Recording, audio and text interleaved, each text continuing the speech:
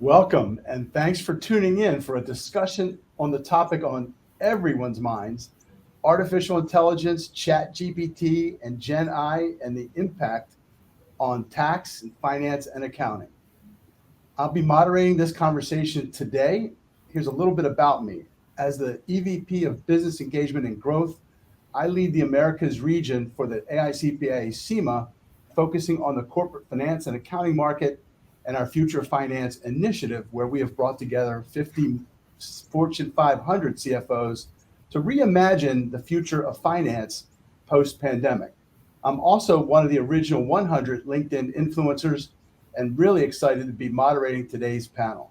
I'm joined by two KPMG senior leaders, Rima Sarafi, National Managing Principal for Tax, and Brad Brown, the Chief Technology Officer for Tax, as well as Steve Sweetman, Principal PM Manager for Responsible AI at Microsoft. Welcome, everyone. Thanks. So, Rima, you guys going to do a quick intro? I think, Tom, you did a great intro of us. So why don't we kick things off? All right. Well, as obviously we've talked a little bit about this, but this is a conversation on everybody's minds with all the recent hype, generative AI like ChatGPT, so many questions on the potential impact to business and the workforce. This quickly moved to the top of the C-suite agenda. We're going to answer a lot of the questions that are coming up for businesses on what AI can really do and in a very safe way. So we welcome your questions. I want you all to drop them in the chat, and we'll set aside time at the very end to discuss this. So Rima and Brad, I know KPMG has a C-suite survey just released today on these topics. So let's start there. What are some of the key takeaways we should know about on the AI topic? Great. So Tom, I'll kick that off. We're very excited to have this survey just released today, very timely for our audience. Just to summarize it real quick, we surveyed 500 C-suite professionals. So think CEOs, CFOs, chief tax officers at companies that have over $1 billion of revenue. And among other things, our aim was to uncover how technology like AI is transforming the tax and the finance departments. And just quick headline is that the respondents essentially hailed AI as the next frontier. And really, it was great. It was really interesting to see that over half of the respondents are already planning to invest at least $10 million or more in AI specific to the tax function. And many are already using the technology. And basically, close to 90% are either using the technology or are planning to do so soon. And 100% of the respondents agreed that AI is going to impact their human capital strategy, their talent strategy. So not a lot of surprise in there in terms of, given the hype and given the fact that, we kid around that not every meeting has to include generative AI in the discussion these days. But it is interesting to sort of drill into the interest here and what they're willing to bet around through those investment dollars to reap those benefits. So I'll do a quick plug for KPMG, shameless plug. We're doing so much right now in this space. And we've been doing a lot for years now around AI, and now in particular around generative AI. And we're doing really well in this space in large part because of our partnership with Microsoft, and really kind of teaming with Microsoft to be at the cutting edge in developing our tools. So hey, Rima, I'm all for a quick plug. So thanks for that. You may not have been surprised, but as a technology geek, seeing sort of 99%, 100% responses on the excitement around the technology, those were off the chart. So I did think that there was some, pretty loud messaging coming out of the Tax Reimagined story, not only around the tech, but sort of the implications to talent and sort of opening up the ability for them to do stuff. And you mentioned already, but I'll pile on just a bit. KPMG's been after the AI space for a while. So it's refreshing to hear that, hey, we're looking at this, 99% looking at it as the new frontier, that it's arrived. And great segue in terms of our working with Microsoft. So over this decade-long journey we've been on, close collaboration with Microsoft. We can go into some detail as we go through this conversation about, over the last year, our focus on Gen AI, which has been super exciting. So again, just to plug the survey one last time, there was some head notes. I mean, really the resounding headline was really, when armed with the right tech, the right tools, the right talent, tax departments are really feeling that they can drive value for the business, and the business is feeling that. So pretty encouraging head notes from the survey. Yeah. So Steve, we met a few years ago at an AICPA digital CPA program in Seattle, and it's certainly great to reconnect in this forum, but you've been working in responsible AI at Microsoft for a while. Give us some background on your role, and what does this actually mean in practice? Yeah, thank you so much, Tom. Great to see you again. And Brad and Rima, great to be here with you. My journey in responsible AI actually began on March 24th, 2016. I remember that date like it was yesterday, because we were on the cusp of a different kind of innovation.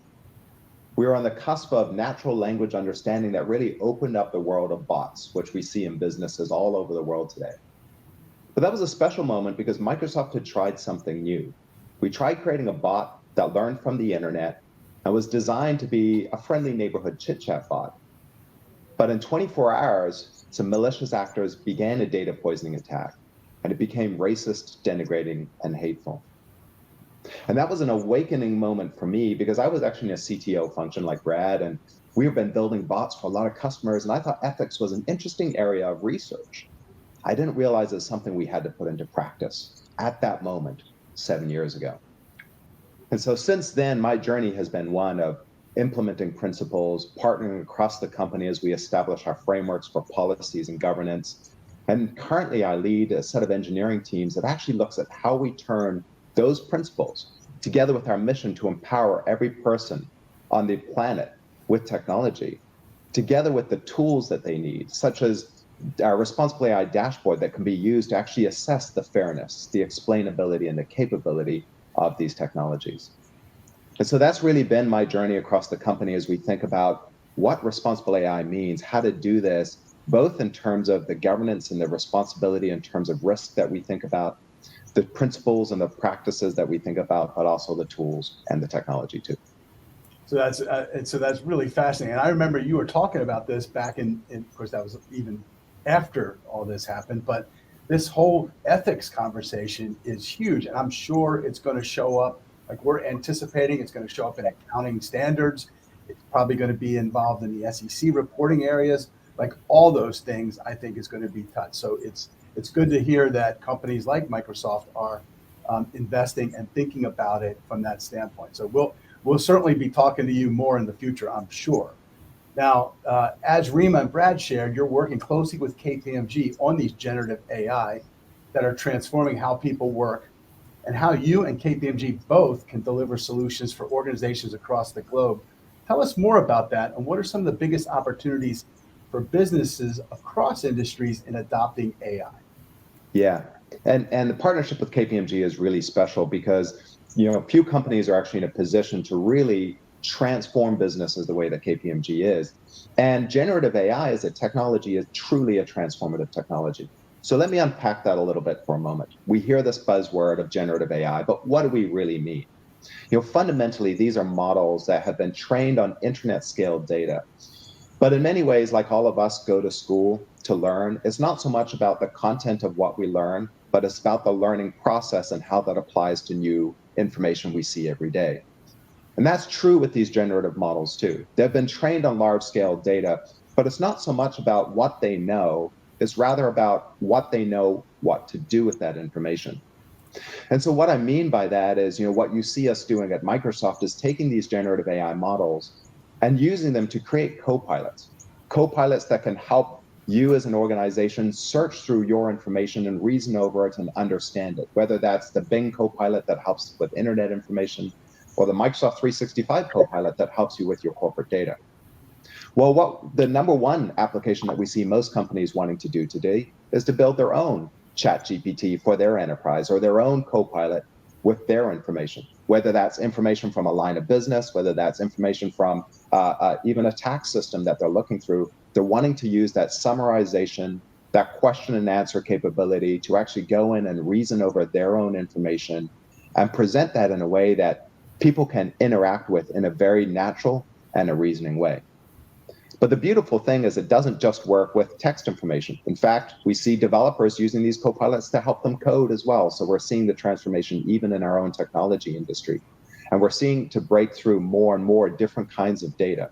And that's where that partnership with KPMG is really special as we think about all the different areas of the business where we have information today that's ripe to be unlocked with this massive reasoning power of these generative models. So I love the term CoPilot, and it's funny.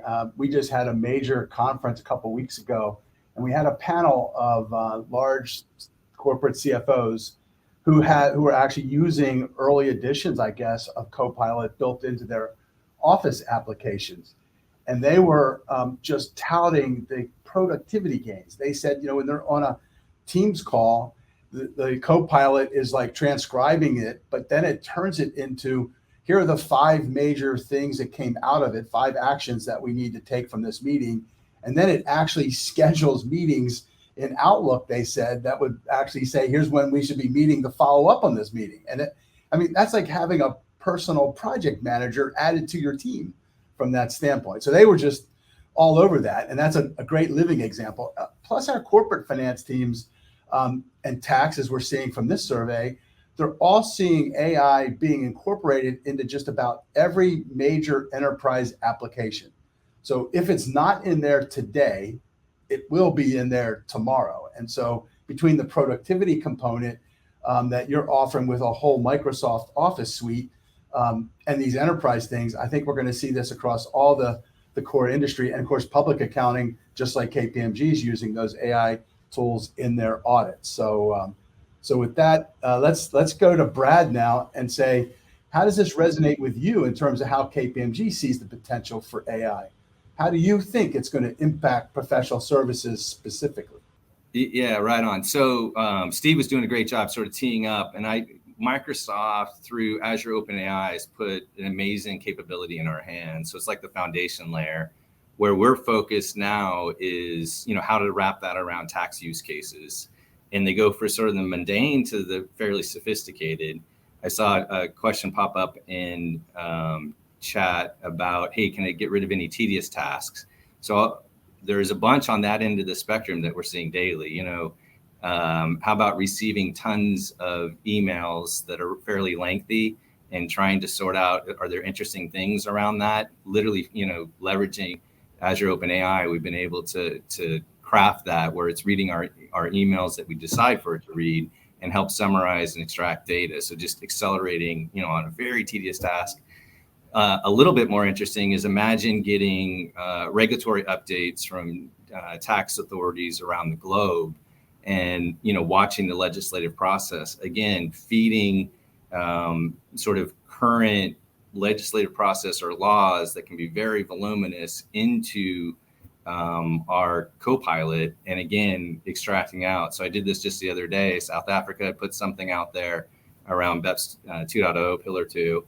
And, you could see it went through that entire law and saw that there was a debate going on with respect to that issue, like on page 80. So, and it wouldn't have been found by a keyword search. You really had to have that semantic capability of ChatGPT to find it. So, we're starting to see it quite a bit, ranging for kind of the mundane.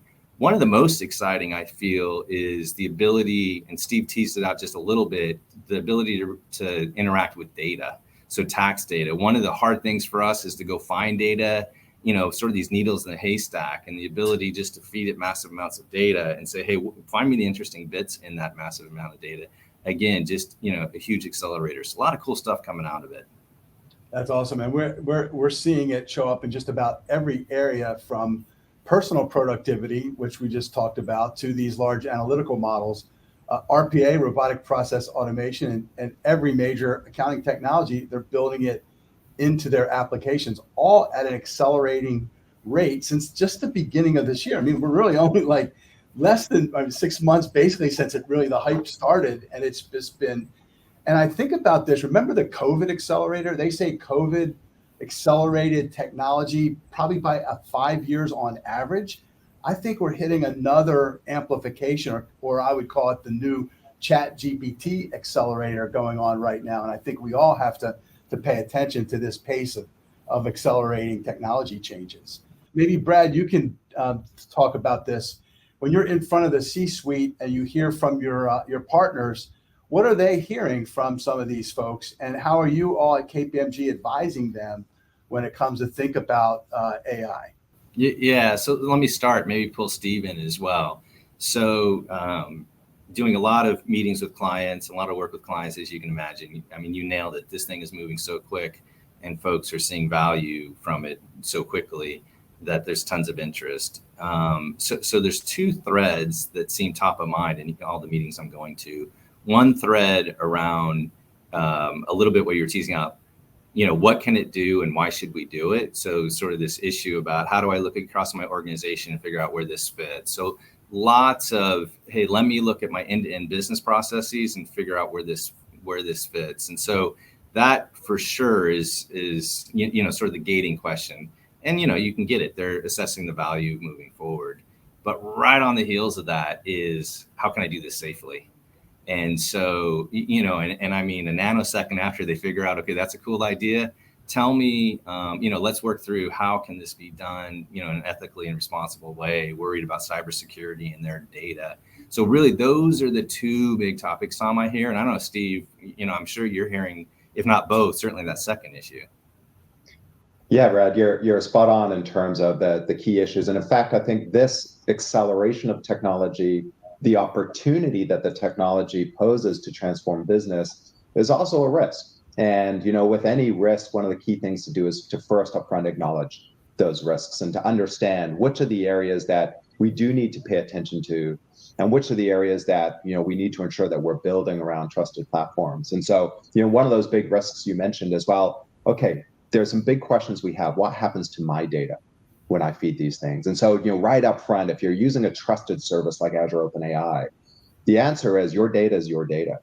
These large models will process that information, but no information is stored, no information is kept or used to train these large models. That data stays entirely in the control of the organization. But that's certainly a question that we most commonly get is, okay, what's happening to my data and how do I retain control? But those are not the only kind of risks. And before I dive into the risks, I do want to come back to that first piece of the opportunities, because what we are seeing is, with any great innovation, what we need to do is balance that, hey, we should innovate and we should innovate with governance. And so the places to innovate and the opportunities is to start around understanding, where do I have untapped potential for actually deriving more value from my data?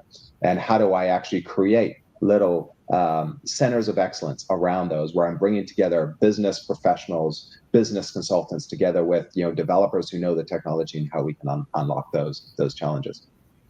But then let's talk to the risks for a moment. As we think about the risks and we bring all those different capabilities together, one of the key things that in the past with classical machine learning that we've worried about is things like, hey, is it explainable and is it fair? And while those issues are still valid issues for us, we also have a set of new issues with these generative models, because the fact that they're creating new content. So let me quickly just talk about the top risks we see. The first set of risks we talk about is what we consider as content harms. That is this thing going to generate content that's inappropriate for my context? Is it actually going to say something that's perhaps denigrating and hateful, like that first story that I talked about right at the beginning? And how do we ensure that it's not going to do that? So we've got services like Azure Content Safety, for example, that will filter both the inputs that people put into these systems, but also the outputs that come out of these systems, so that you can actually establish what those safe barriers are for you and your organization. The second key thing is that these systems by nature want to generate content. So when you're using it, Brad, you shared that great example of looking through a new policy that's being released in South Africa. Well, I want to make sure that as it's summarizing that policy, it's only generating content that comes from that policy. It's not fabricating information that it's made up. It has to be grounded in the source. And so the way that we instruct these systems, but also the way we test and measure them is really important. Not only are we measuring for the quality, but we're measuring for the groundedness to ensure that it's aligned to the content we're feeding it. And then we talked about the content concerns. And certainly one is, hey, is my data being protected? Am I using a trusted service? But also all the information being generated, that's your company data. So how are you governing and protecting the generated information? What controls are you putting around that too? And then finally, like any new technology, there are new attack vectors. And we have protective services, again, like Azure Content Safety, to ensure that malicious actors aren't actually trying to instruct these things to do things that they shouldn't. So those are the top risks that we hear. And I do want to highlight one thing. With these new risks, also, there are new ways to mitigate those risks. So one of the things that we're most excited about right now is that perhaps the best way to test any system is to get a whole bunch of people, whether it's internally in your organization or people that you hire, to go and randomly test these systems. But of course, that doesn't scale, endlessly. So what if we could actually harness the power of one of these generative models to replicate the testing capabilities of people? And we call that LLM assisted or large language model assisted evaluation. And so we actually have a whole new suite of tools which you can give the same instructions that you might give to internal testers to actually go and use a model to simulate the same tests that people would do, of course, at endless scale. And so together with new risks also comes new opportunities for mitigating those risks, and we're really excited about those opportunities as well. So you're actually answering a couple of the questions that are in the chat, Steve, as we go forward on this. Brad, any thoughts on that? So what do we think the impact on the profession is going to be? Let's talk about that talent piece. And then looking at the time, we'll probably begin to segue into a wrap up and take a couple more of those questions.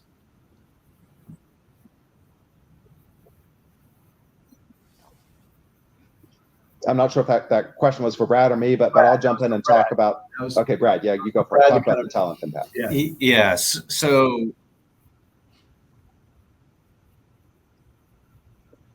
I'll go quick, Steve, leave you room.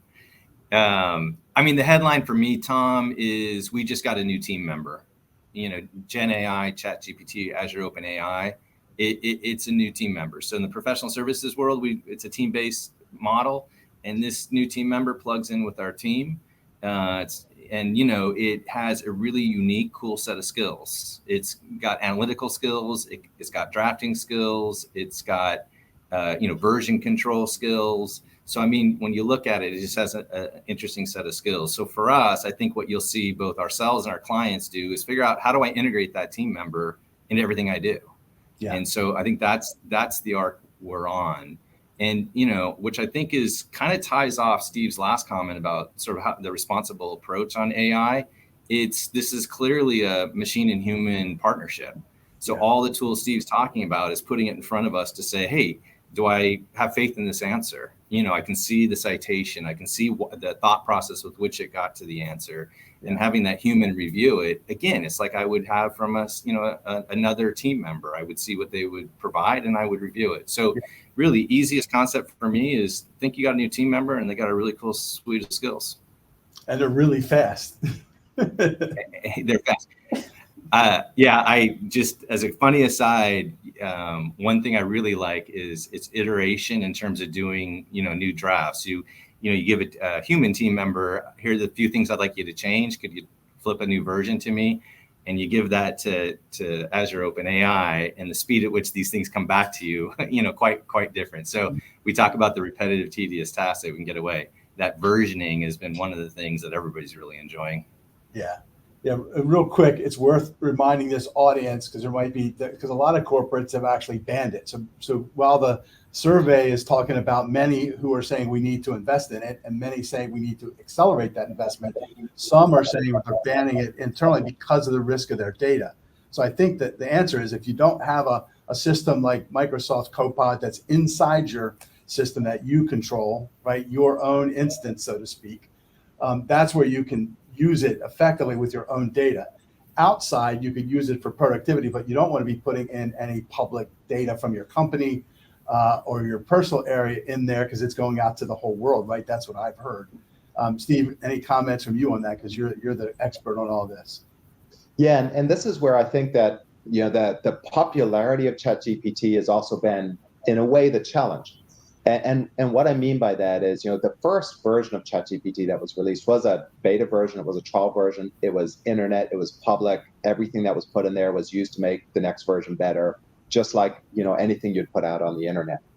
And that has kind of spilled over into all the other underlying services. So it is worth distinguishing that public version is backed by a set of models. Those models, we call them the GPT models. GPT 3.5, GPT-4 is the latest version. Those models are available to enterprises as well, whether through OpenAI or Azure as a service.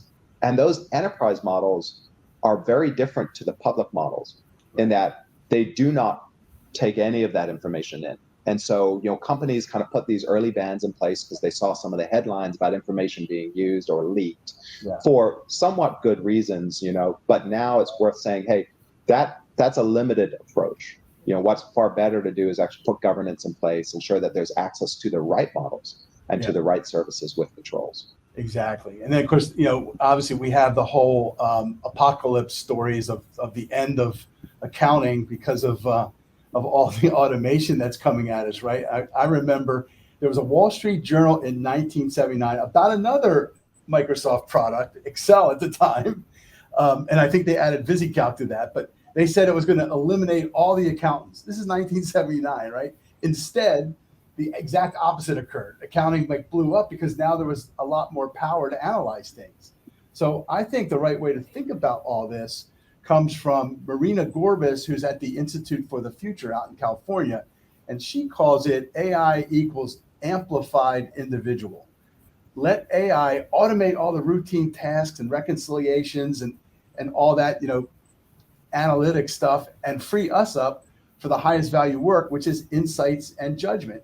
And that is uniquely human skills at this stage. And so by understanding and adopting AI responsibly, I think working side by side with it, as Brad, you said, and Steve, you said, accounting professionals can amplify our impact in all these organizations. I think like you said, it's hiring another person on your team who works side by side with your group to really amplify and augment all the folks on the core teams. So that would be where I would go with this. Any closing comments? Because I think we're coming at the bottom, and we'll try to take a few more questions. So let's take the questions and then do final comments on this. So should AI be incorporated as an important testing curriculum in examinations by professional accounting bodies?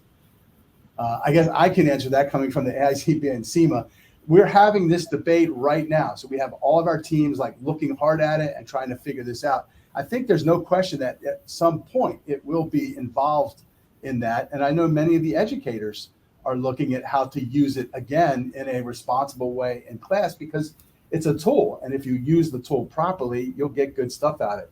Comment, Steve or Brad, on that. Yeah, I think you summarized it really well there, Tom. Go ahead, Brad. All right. No, I agree. I was going to say well said. Let's see. We got, and we talked about future professions. I see. Can AI also be an ethically efficient equipment in business? Not sure what that means unless they're using ChatGPT to really look at the ethics around what your business is doing. You have any ideas about that, Steve? You're kind of in that spot. Yeah, perhaps I'll answer it with a really quick example, which is we did some research actually in a different industry, which was healthcare, around the effects of ChatGPT in healthcare professionals. And the study was looking at creating treatment plans for patients, looking at their patient records. And the fundamental bottom line of the study was this. When doctors first looked at the summary results from the GPT model and then made a decision, the decision quality decreased. But when doctors made their decision and then checked it against the summary results of the model, the decision quality improved. So it's not so much about the technology itself, but how you use the technology in your process to support people rather than trying to replace people. And whenever that is at the forefront, that mission of saying we're going to empower and support professionals to do their jobs better through assistive approaches, in every case, we've seen the quality improve, both in terms of ethically and in terms of the outcomes.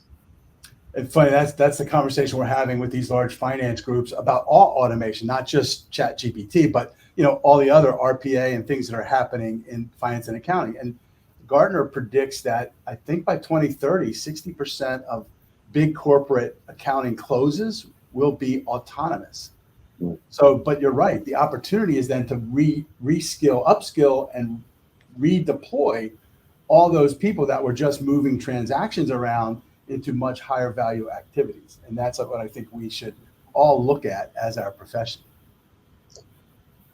Final comments, Brad, from you, and then we're going to close this up. Yeah, I guess, again, keeping with the theme, this is a very exciting time. When you look, kind of do that crystal ball look in terms of where we're headed, what I'm so excited about is sort of the improvement in the user experience. So if you think about it, so we have large platforms. Digital Gateway is our large tax platform that we work with clients on. For at least a generation, the focus is, how do I make the platform something that people want to use? I think what you're starting to see now with Gen AI is, people are clamoring to use it. It's the big idea and the trick that came out was that human interaction model, that it's now easy to use the tech. And I think increasingly, I think that's the arc we're on. All the investments we've been making on cloud and data and AI are starting to come together. And now you're starting to see the dawn of this experience layer. So I think I'm really encouraged because I think finally sort of it's the revenge of the humans, that we don't have to bend as much in terms of how we use the tech. Now the tech is making it, intuitive for us to use. So I think it's a really exciting time. Yeah, I think you're right. That is the way to think about this, right? What's the big opportunities in all of this for all of our professionals in the whole finance, accounting, tax arena, right? And I want to reiterate and encourage our audience to check out that CEO survey that you guys did, because it isn't all about AI, right? There's a whole bunch of stuff about tax, about ESG, talent, all those pieces are in that survey. So it's worth a read, and hopefully you'll send that out to all the folks that are on this social live broadcast today.